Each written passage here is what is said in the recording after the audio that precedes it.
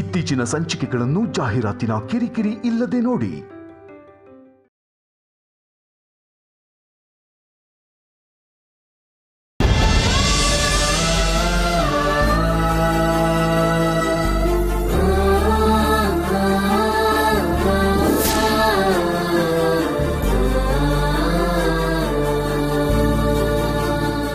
ಏನೇ ಆದ್ರೂ ನೀನ್ ಯಾರು ಏನೇ ಅಂದ್ರು ನಮ್ಮನ್ ಬಿಟ್ಟು ಹೋಗಲ್ಲ ಅಂತ ಮಾತು ಕೊಡು.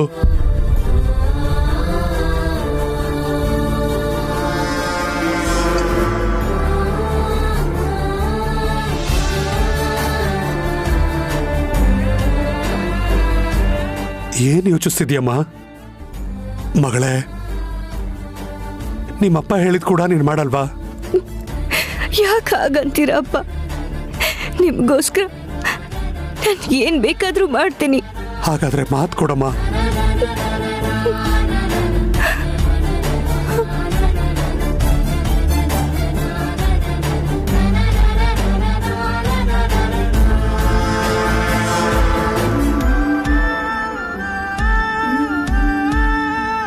ಏನ್ ಯೋಚಿಸ್ತಿದ್ಯಕ್ಕ?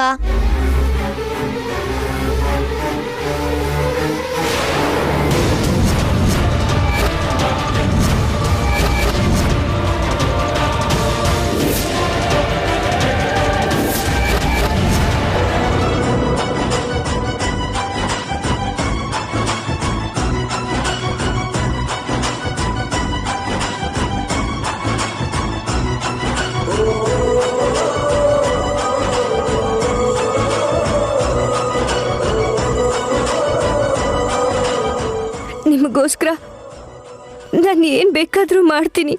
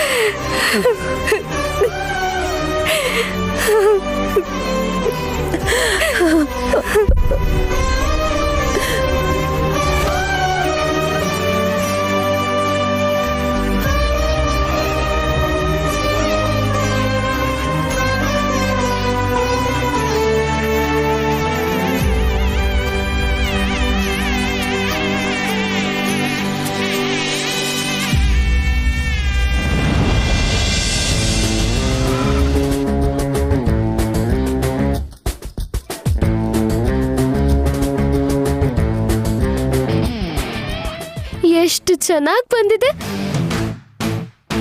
Hello, L ಸತ್ತಿದ್ಯೋ? ಸತ್ತಿಲ್ಲ, ಇನ್ನ ಬದುಕಿದ್ದೀನಿ. ತಿಕ್ಲಾಗಿ ಉತ್ತರ ಕೊಟ್ರೆ ಬೆಂಡೆಟ್ಬಿಡ್ತೀನಿ. ಏನ್ ಅನ್ಕೊಂಡಿದ್ಯಾ? ದಶರಥ್ ರಾಮ್ ಅವ್ರ ಮನೆಗೆ ಫೋಟೋಸ್ ಕೊಡಕ್ ಹೇಳಿದ್ನಲ್ಲ, ಕೊಟ್ಟಿದ್ಯೋ ಇಲ್ವೋ? ನಾನೀಗ ಅವ್ರ ಮನೇಲೇ ಇದ್ದೀನಿ. ಗೇಟ್ ಹತ್ರ ಇದ್ದೇ ನೀವು ಫೋನ್ ಮಾಡಿದ್ರಿ. ಫೋಟೋಸ್ ಎಲ್ಲ ಸರಿಗಿದೆಯೋ ಇಲ್ವೋ ಅಂತ ಚೆಕ್ ಮಾಡಿದ್ಯೋ ಇಲ್ವೋ? ನೋಡಿದ್ದೀನಿ, ಎಲ್ಲ ಫೋಟೋನು ಚೆನ್ನಾಗಿದೆ. ನೋಡೋದು ಅಂದ್ರೆ ಒಂದೆರಡು ಫೋಟೋ ನೋಡೋದಲ್ವೋ? ಪ್ರತಿ ಫೋಟೋ ನೋಡು, ಒಂದ್ಸತಿ ಅಲ್ಲ 2 ಸತಿ ಚೆಕ್ ಮಾಡು. ಯಾಕೆಂದ್ರೆ ಅವ್ರು ನೋಡಿದ ಮೇಲೆ ಆಲ್ಬಮ್ ಸೆಟ್ ಮಾಡ್ಬೇಕು. ಅದಕ್ಕೆ ದೊಡ್ಡ ಮನೆಯವ್ರ ವ್ಯವಹಾರ, ಪ್ರತಿ ವಿಷಯದಲ್ಲೂ ಎಚ್ಚರಿಕೆಯಿಂದಿರ್ಬೇಕು. ಎಷ್ಟೇ ದೊಡ್ಡ ಮನೆಯವರಾದ್ರು, ಎಷ್ಟೇ ಖರ್ಚು ಮಾಡಿದ್ರು ಏನೂ ಉಪಯೋಗ ಇಲ್ಲ. ಮಧು ಮಗಳು ಮುಖಾನೇ ಕಾಣಿಸಲ್ಲ, ಎಲ್ಲ ಫೋಟೋಲು ಮುಸ್ಕ್ ಅಡ್ಡ ಇದೆ.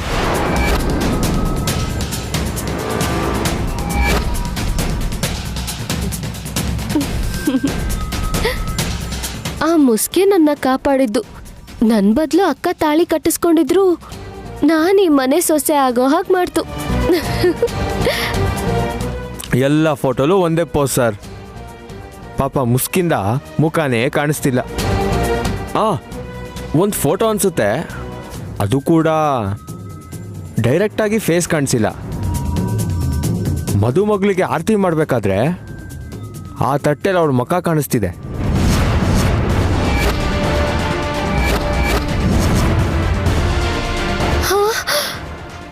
ಅಂದ್ರೆ ಅಂದ್ರೆ ಈಗ ಫೋಟೋ ನೋಡ್ಬಿಟ್ರೆ ಹಸೆ ಮನೆ ಮೇಲೆ ಇದ್ದಿದ್ದು ನಾನಲ್ಲ ಅಕ್ಕ ಅಂತ ಗೊತ್ತಾಗೋಗ್ಬಿಡುತ್ತೆ.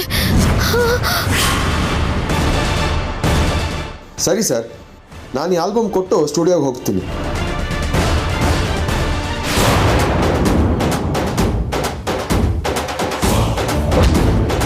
ಲಲಲಾ ಲಲಲಾ.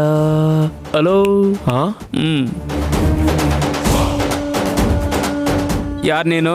ಮದುವೆ ಫೋಟೋಸ್ ಕೊಡಕ್ ಬಂದಿದ್ದೀನಿ. ಮದುವೆ ಫೋಟೋಸ್ ಬಂದಿದ್ಯಾ? ನಾನು ಇಷ್ಟೊತ್ತರೆಗೂ ಇದಕ್ಕೆ ವೇಟ್ ಮಾಡ್ತಿದ್ದೆ. ಅಣ್ಣ, ಮದುವೆ ಫೋಟೋಸ್ ಬಂದಿದೆ. ನೋ, ಆ ಫೋಟೋನ ಯಾರು ನೋಡ್ಬಾರ್ದು.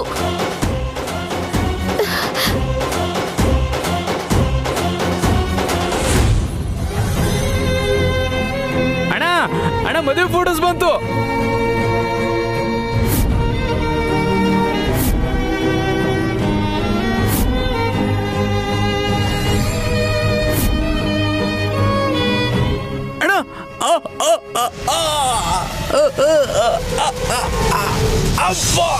ಅಬ್ಬಾ,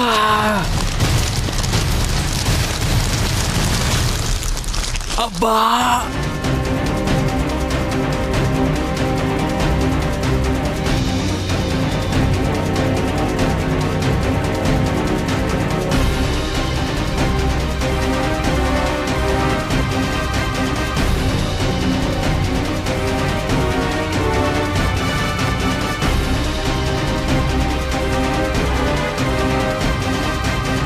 ಅಣ್ಣ ಅಣ್ಣ,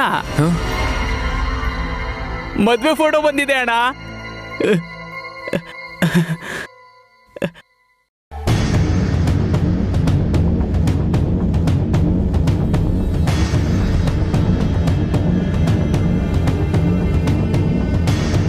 ಅಣ್ಣ ನೋಡಿ ನೋಡಿ, ಎಷ್ಟು ಚೆನ್ನಾಗಿದೆ ನೋಡೋಣ. ಅಮ್ಮವ್ರನ್ನ ನೋಡಿ ಅಣ್ಣ, ಇಲ್ಲಿ ನೋಡಿ ಅಣ್ಣ, ಇಲ್ಲಿ ನೋಡಿ ಅಣ್ಣ, ಎಷ್ಟು ಚೆನ್ನಾಗಿದೆ ಅಂತ. ಮೂಡಿಲ್ವ ರಂಗ?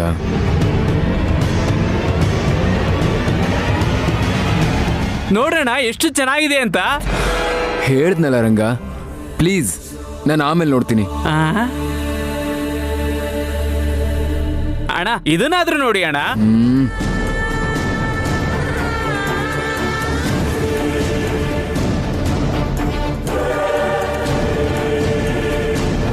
ಸಾಕಣೋ ರಂಗ, ಎಷ್ಟು ಸಲ ತೋರಿಸ್ತೀಯ? ಏನಾಯ್ತು ಅಣ್ಣ? ನೋಡಿ ಎಷ್ಟು ಚೆನ್ನಾಗಿದೆ ಫೋಟೋಸು.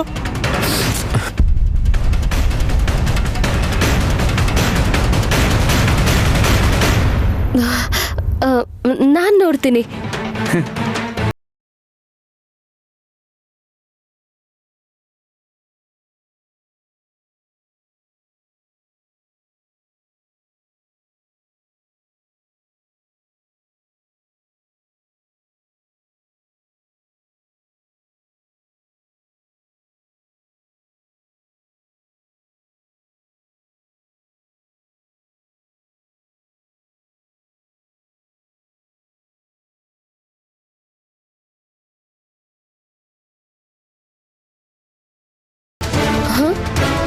ನನ್ನ ಹತ್ರ ಇನ್ನೊಂದು ಫೋಟೋ ಇದೆ.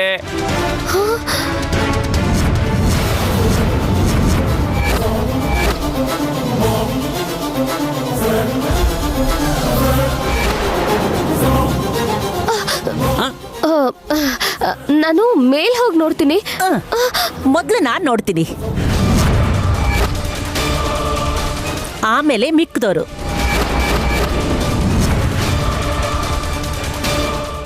ಅಜ್ಜಿ ಪ್ಲೀಸ್, ನಾನು ನೋಡಿದ ತಕ್ಷಣ ಕೊಟ್ಬಿಡ್ತೀನಿ. No way.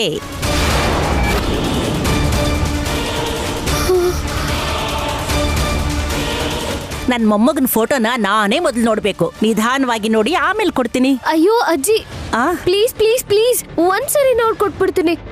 ಕೊಡಲ್ಲ ಅಂತ ನಾನು ನಿನಗೆ ಹೇಳಿದ್ನಲ್ವಾ. ಪೂಜೆಗೆ ಟೈಮ್ ಆಗುತ್ತೆ, ಮೊದಲು ರೆಡಿಯಾಗಿ. ದೊಡ್ಡಮ್ಮವ್ರೆ, ಶ್ರೀಯಮ್ಮವ್ರು ಅಷ್ಟೊಂದು ಕೇಳ್ಕೊತಿದ್ದಾರೆ, ನೋಡ್ಲಿ ಬಿಡಿ. ಏ, ಮಧ್ಯದಲ್ಲಿ ನಿನ್ ರೆಕಮೆಂಡೇಶನ್ ಏನೋ? ಪೂಜೆಗೆ ರೆಡಿ ಮಾಡು, ಹೋಗು. ಏಯ್ ಹೋಗು, ಹೋಗು. ನೀನು ಅಷ್ಟೇ ಲೇಟ್ ಮಾಡಬೇಡ, ಬೇಗ ರೆಡಿ ಆಗ್ಬಿಟ್ಟು ಬಾ.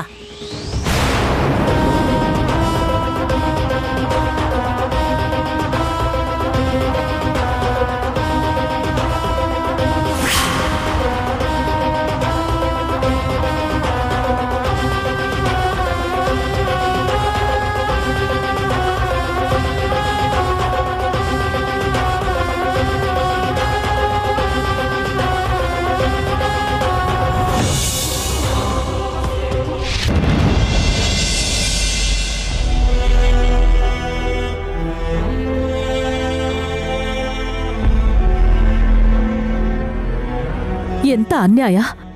ದೇವ್ರ ಒಡವೆನ ಕದ್ಬಿಟ್ಟು ಆ ಅಪವಾದನ ನಿನ್ಮೇಲೆ ಹಾಕದ್ರ? ಅಪವಾದ ಹೊರಸ್ತೋರು ಇವಳನ್ನ ಜೈಲಿಗೆ ಕಳಿಸಿ ಶಿಕ್ಷೆ ಕೊಡಿಸಿದಿದ್ರೆ ಇವಳು ಕಾಟ ತಪ್ಪಿರೋದು. ಆದ್ರೂ ಹೇಗ್ ತಪ್ಪಿಸ್ಕೊಂಡ್ಲಿ ಇವಳು? ಹೋಗ್ಲಿ ಬಿಡಮ್ಮ, ಎಲ್ರೂ ನಿನ್ಮೇಲೆ ಅಪವಾದ ಹಾಕಿದ್ರು ಸತ್ಯ ಆಚೆ ಬಂತು, ಅಷ್ಟ್ ಸಾಕು. ಹೌದು, ಮತ್ತವ್ರು ನಿನ್ನ ಹೇಗ್ ಬಿಟ್ಬಿಟ್ರು?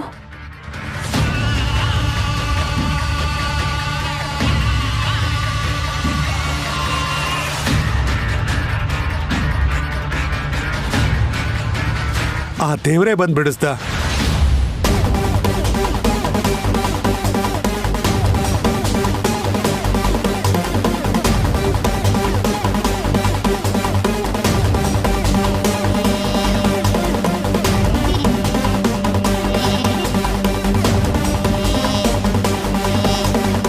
ಹೌದು, ದೇವರೇ ಅಳಿಯನ್ ರೂಪದಲ್ಲಿ ವೈದೇಹಿನ್ ಬಂದು ಕಾಪಾಡಿದ್ದು.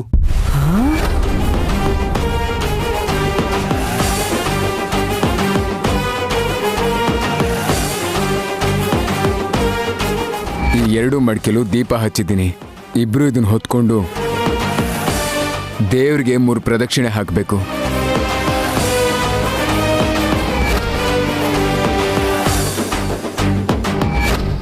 ನೋಡಿ ನೋಡಿ ನೋಡಿ, ನನ್ನ ದೀಪ ಅಖಂಡ ಜ್ಯೋತಿಯಾಗಿ ಬೆಳಗ್ತಾ ಇದೆ. ನಾನು ಅಷ್ಟಕ್ಕೂ 2 ಮಡಿಕೆಲು ದೀಪ ಹಚ್ಚೇ ಇರ್ಲಿಲ್ಲ ಕಣೋ.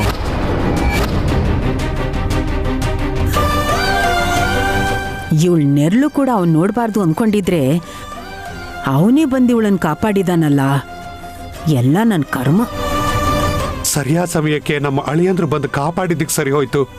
ಇಲ್ಲ ಅಂದಿದ್ರೆ ನನ್ನ ಮಗಳು ಮಾಡದೇ ಇರೋ ತಪ್ಪಿಗೆ ಶಿಕ್ಷೆ ಅನುಭವಿಸ್ಬೇಕಾಗ್ತಿತ್ತು.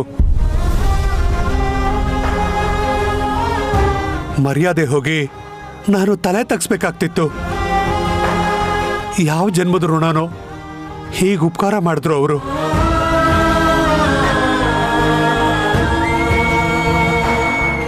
ಋಣ ಅಲ್ಲಪ್ಪ, ಇದು ಆ ದೇವರ ಆಟ.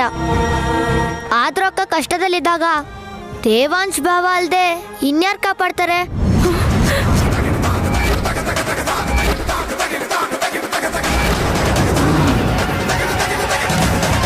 ಅಕ್ಕ ಬಾವ ಅಂದ್ರೆ ಏನು? ಅಲ್ಲೇನ್ ಶ್ರೀಯಾ ಹೋಗಿದ್ಲಾ? ಶ್ರೀಯಾ ಅಕ್ಕ ಇಲ್ದೇ ಇದ್ರೇನು? ವೈದೇಹಿ ಅಕ್ಕನ ನಂಗೆ ಅಕ್ಕನೇ ಅಲ್ವಾ? ಅವ್ರು ನಂಗೆ ಭಾವನೇ ಅಲ್ವಾ? ಮುದ್ಕಿಗೆ ಹೊಟ್ಟೆಗೆ ಬೆಂಕಿ ಹಾಕ್ದಂಗೆ ಆಗಿದೆ ಅನ್ಸುತ್ತೆ. ಇದಿನ್ನು ಟ್ರೈಲರ್ ಕಣೆ ಮುದ್ಕಿ, ನಿಜ ಗೊತ್ತಾಗುತ್ತಲ್ಲ ಅವಾಗಿರುತ್ತೆ ನಿಂಗೆ.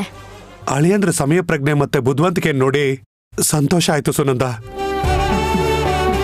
ಇಂಥ ಹುಡುಗ ಅಳಿಯಾಗಿ ಸಿಗೋದು ನನ್ನ ಅದೃಷ್ಟ, ನನ್ನ ಮಗಳ ಅದೃಷ್ಟ. ಸುನಂದ, ಆಂಜನೇಯ ದೇವಸ್ಥಾನದ ಬಿಲ್ ಸೆಲ್ಲಿಟ್ಟಿದ್ಯಾ? ಒಳಗಡೆ ಇದೆ ರೀ, ಬನ್ನಿ ಕೊಡ್ತೀನಿ. ನಡಿ.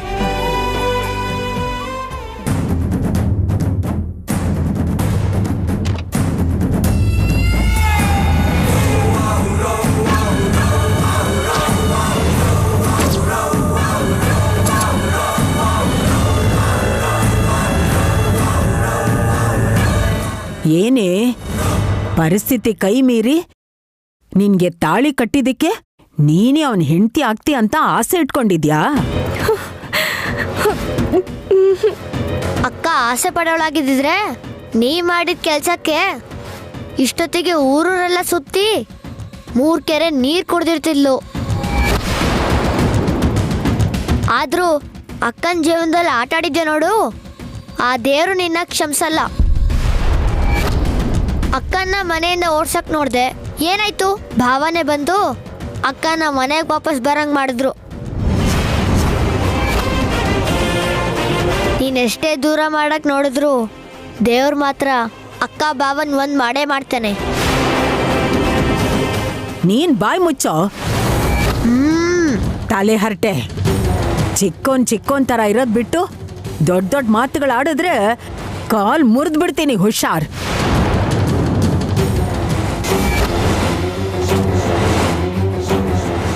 ಎಷ್ಟು ದೇವ್ರು ಬಂದ್ರು ಅಷ್ಟೇ ಕಣೆ. ನನ್ ಮೊಮ್ಮಗಳೇ ಆ ಮನೆಗೆ ಸೊಸೆ, ನನ್ ಮೊಮ್ಮಗಳೇ ಯುವರಾಣಿ.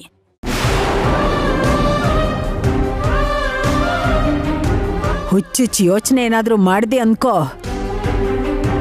ನನ್ ವಿಷಯ ಗೊತ್ತಲ್ಲ, ಯಾವ ಹಂತಕ್ಕೆ ಬೇಕಾದ್ರೂ ಹೋಗ್ತೀನಿ.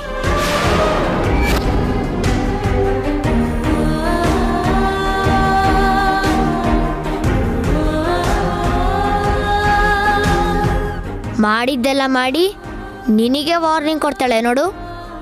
ಇವ್ರಿಗೆ ಮಾಡೋದಕ್ಕೇನೆ ನಿಜ ಹೇಳ್ಬಿಡೋಣ ಅನ್ನೋ ಅಷ್ಟು ಕೋಪ ಬಂದ್ಬಿಡತ್ತಕ್ಕ. ಹೌದು, ಈ ಮುದ್ಕಿನ ತಾನೇ ನಿಮ್ಮ ಮನೆಯಿಂದ ಕಳ್ಸಿದ್ದು. ಮಾರುತಿ, ಆ ವಿಷಯನ್ ಬಿಟ್ಬಿಡು. ಹೇಳ್ಬಿಡೋಣ ಅಂದ್ರೆ ನೀನ್ ನನ್ನ ಹತ್ರ ಮಾತು ಬೇರೆ ತಗೊಂಡಿದ್ದಲ್ಲ ಅಕ್ಕ. ಆದ್ರೆ ನಾನ್ ಸುಮ್ನಿದ್ರು ಭಾವ ಮಾತ್ರ ಸುಮ್ನಿರಲ್ಲ. ನೋಡ್ದಿಲ್ಲ, ನೀನ್ ಊರ್ ಬಿಟ್ಟು ಹೋಗೋಣ ಅಂತಂದ್ರೆ ಬಸ್ ಸ್ಟ್ಯಾಂಡ್ ದಾಟಕ್ಕೂ ಬಿಡ್ಲಿಲ್ಲ. ಅದೇ ತರ ಯಾವತ್ತೊಂದಿನ ನಿನ್ನ ಅವ್ರ ಮನೆಗೆ ಕರ್ಕೊಂಡು ಹೋಗ್ತಾರೆ, ನೀನೇ ಅವ್ರ ಹೆಂಡತಿ ಅಂತ ಹೇಳ್ತಾರೆ. ಇದು ಖಂಡಿತ ಆಗುತ್ತೆ. ಮಾರುತಿ, ಯಾಕೆ ಇವಾಗ ಇದೆಲ್ಲ ಮಾತಾಡ್ತಿದ್ಯಾ ಹೇಳು? ಇಲ್ಲಿ ಯಾರು ಇಲ್ಲ ಬಿಡಕ್ಕ. ಆದ್ರೆ ದೇವ್ರ ಮೇಲಿಂದ ಎಲ್ಲ ನೋಡ್ತಿದ್ದಾನೆ. ಏನ್ ಮಾಡ್ಬೇಕೋ ಅದನ್ನ ಮಾಡೇ ಮಾಡ್ತಾನೆ.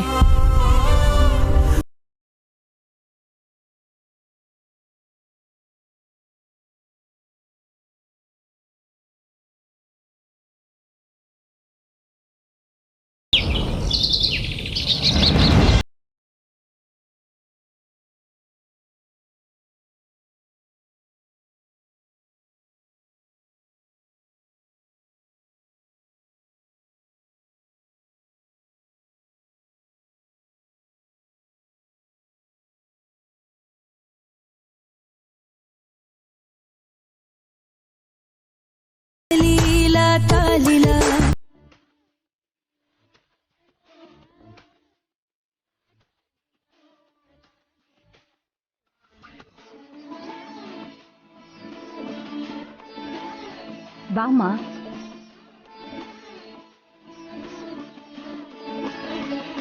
ಕೂತ್ಕೋ.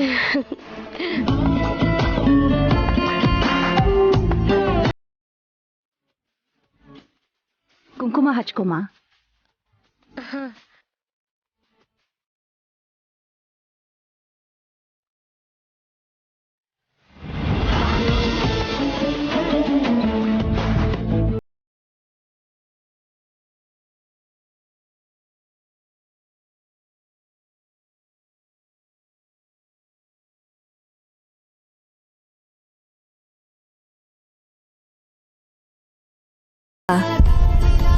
ಅಷ್ಟೈಶ್ವರ್ಯಗಳ ಜೊತೆಗೆ ಆದಷ್ಟು ಬೇಗ ಸಂತಾನ ಪ್ರಾಪ್ತಿ ಕೂಡ ಆಗತ್ತೆ.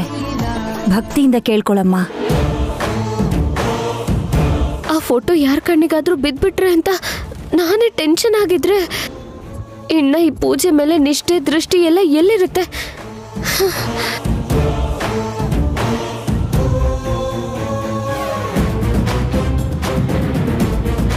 ಅಮ್ಮ, ನಾನು ಇದುವರೆಗೂ ನಿನ್ನ ಏನೂ ಕೇಳಿಲ್ಲ.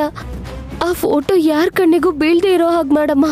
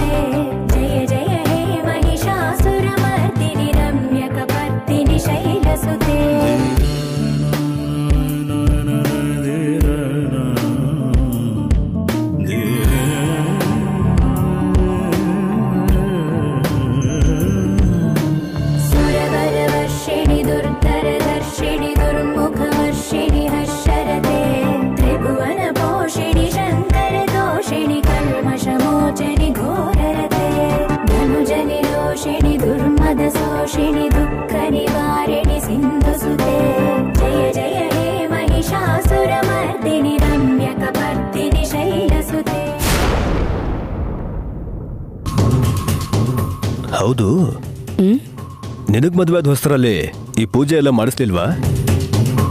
ಮಾಡಿಸಿದ್ರು. ಯಾಕೆ? ಈ ಪೂಜೆ ಮಾಡಿದ್ರೆ ಐಶ್ವರ್ಯದ ಜೊತೆಗೆ ಸಂತಾನ ಪ್ರಾಪ್ತಿನೂ ಆಗುತ್ತೆ ಅಂತ ಹೇಳಿದ್ರಲ್ಲ, ಅದಕ್ಕೆ ಡೌಟ್ ಬಂತು. ಎಲ್ಲಾನು ದೇವ್ರೆ ಕೊಡೋ ಹಾಗಿದ್ರೆ ಆಗ ಒಬ್ಬರಿಗೆ ಇನ್ನೊಬ್ರು ಅವಶ್ಯಕತೆನೇ ಇರಲ್ಲ.